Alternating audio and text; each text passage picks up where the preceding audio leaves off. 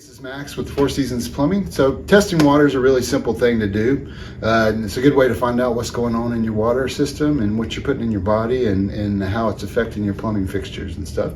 So let's go ahead and get to doing some water testing. So the kit that we use is from Spectrum, and it includes an instruction card, a solution for hardness, pH range solution, iron and pH sample dual test stand, sample collector, bottle for hardness samples, iron reagent powder packets.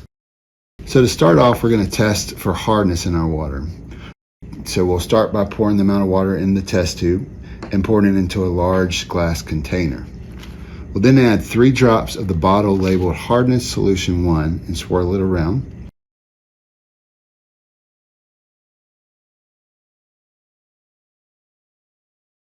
Now you're going to want to add 3 drops of the hardness solution 2 and swirl it around as well.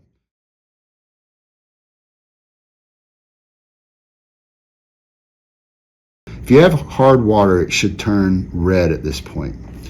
Now we want to figure out how many grains per gallon of hardness we have so that we can figure out how to treat it. So what we'll do is we'll take solution 3 and we'll count the number of drops it needs to turn it blue. Every drop that we drop in there equals a grain of hardness. So we're just dropping each drop and just counting it. The rule is 0 from 1 is soft water, 1 from 3 is slightly hard water, 4 to 7 is moderately hard, and 8 to 10 or anything over that's going to be extremely hard water. Next, we're going to perform an iron test. Before we start, make sure the test is clean.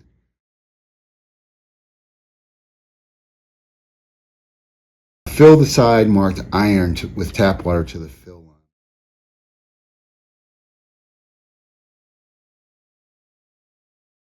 Next, you'll tear open a packet of the iron reagent packets and empty it into the sample. Make sure it all goes in there.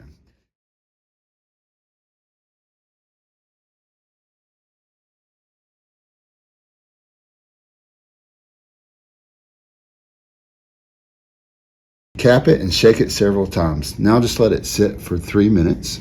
A few moments later. After 3 minutes has passed, just compare the color of the sample to the color of the iron columns in the test. As you can see, our sample came back with no iron because the water is clear. Next is pH test. pH tests tell you the alkalinity or acidity of your water. In this test, you'll fill the pH side of the dual test stand to the fill line.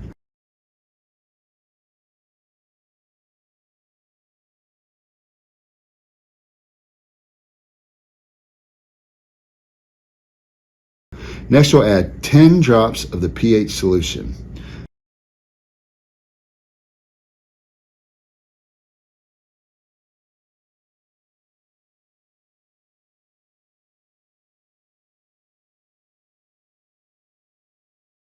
Put the rubber cap on the top and shake several times.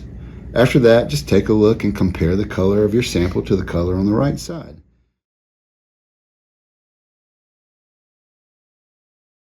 Having a pH value under 7 means you're acidic. If it's much over 7, that means you have alkaline water. So acidic water should be treated because it can cause problems with your plumbing fixtures and really can cause leaks if you have copper pipes and stuff like that.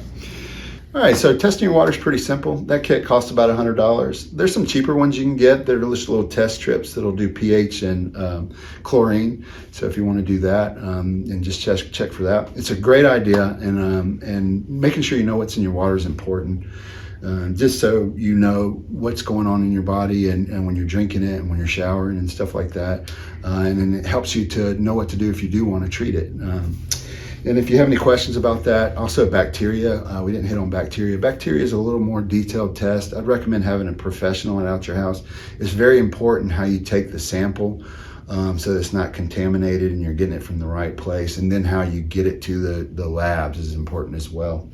If you have any questions about filtration or need a professional at your house to help you with testing your water or anything like that, we'd be more than happy to help you, and we thank you so much.